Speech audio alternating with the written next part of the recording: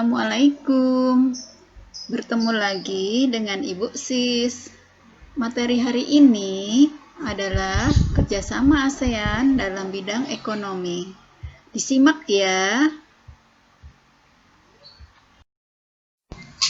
Tujuan pembelajaran pada materi ini adalah 1. Menyebutkan bentuk-bentuk kerjasama ASEAN dalam bidang ekonomi. 2. Menjelaskan tentang perdagangan bebas ASEAN atau AFTA. 3. Menyebutkan peran Indonesia dalam kerjasama ASEAN dalam bidang ekonomi.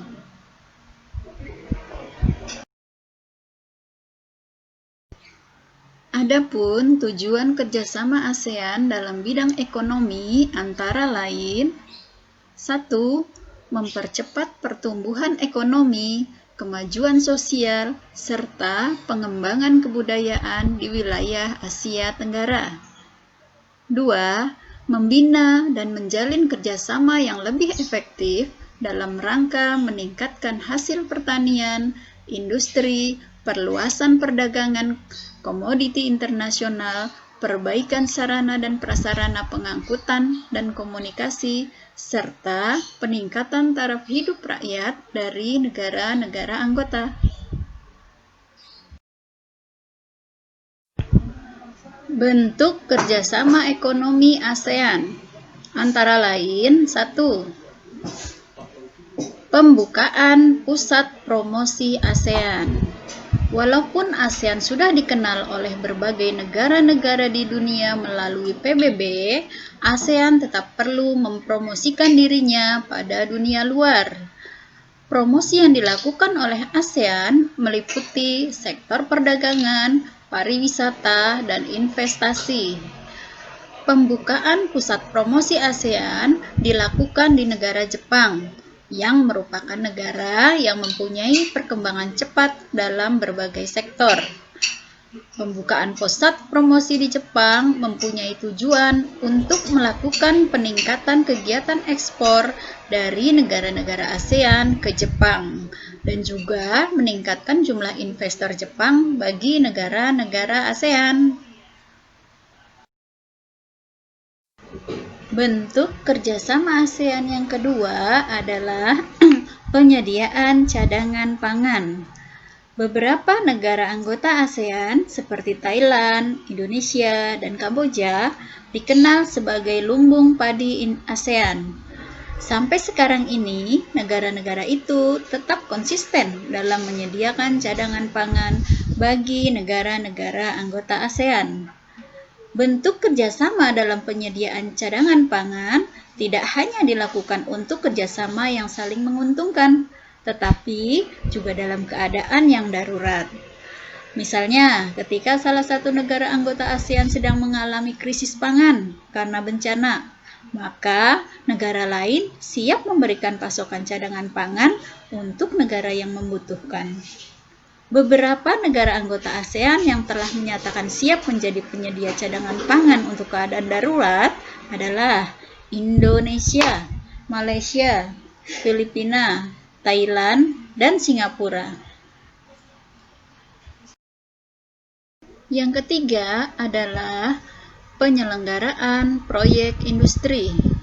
Semua bentuk kerjasama dalam proyek industri dilakukan untuk kemajuan bersama negara-negara anggota ASEAN.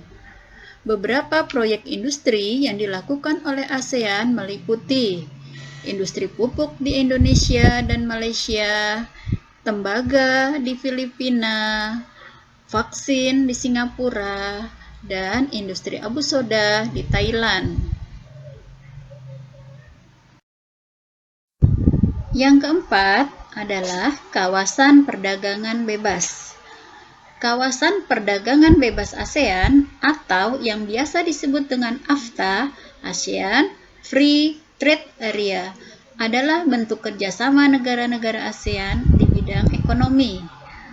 Hal itu merupakan suatu persetujuan dalam pengelolaan sektor produksi-produksi lokal yang ada di seluruh negara-negara ASEAN tanpa terkecuali. Keberadaan AFTA berguna untuk meningkatkan daya saing negara-negara ASEAN dalam melakukan produksi untuk pasar dunia dengan adanya penghapusan bea dalam ASEAN itu sendiri. Selain itu, dengan adanya AFTA dapat meningkatkan investasi oleh pihak asing secara langsung untuk negara-negara ASEAN. Berdirinya AFTA atau perdagangan bebas yang dianut banyak negara di dunia tidak dapat dihindari oleh negara-negara di Asia Tenggara. Konsep Free Trade Area lahir untuk mempermudah dan meningkatkan perdagangan di antara negara-negara di Asia Tenggara. Perjanjian AFTA ditandatangani pada tanggal 28 Januari 1992. Saat itu digelar pertemuan tingkat kepala negara atau ASEAN Summit keempat di Singapura.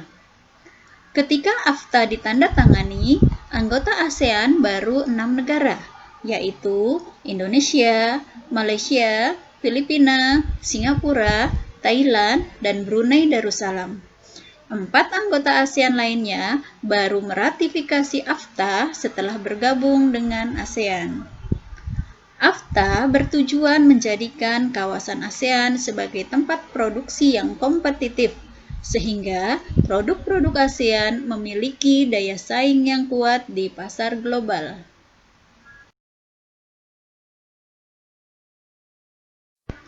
Peran Indonesia dalam kerjasama ekonomi ini antara lain: 1. Indonesia adalah merupakan salah satu negara pelopor dan pendiri AFTA. 2. Indonesia aktif menghadiri setiap pertemuan dalam konferensi APEC dan AFTA. 3. Indonesia mengikutsertakan menteri atau pejabat setingkat menteri dalam berbagai konferensi kerjasama ekonomi, baik tingkat regional maupun internasional. 4. Indonesia menyelenggarakan pertemuan tingkat menteri di bidang ekonomi dan perdagangan. Kelima, Indonesia merupakan pelaku dalam kerjasama ekonomi antar negara yang mana dapat dibuktikan dengan adanya kegiatan ekspor-impor yang dilakukan oleh Indonesia.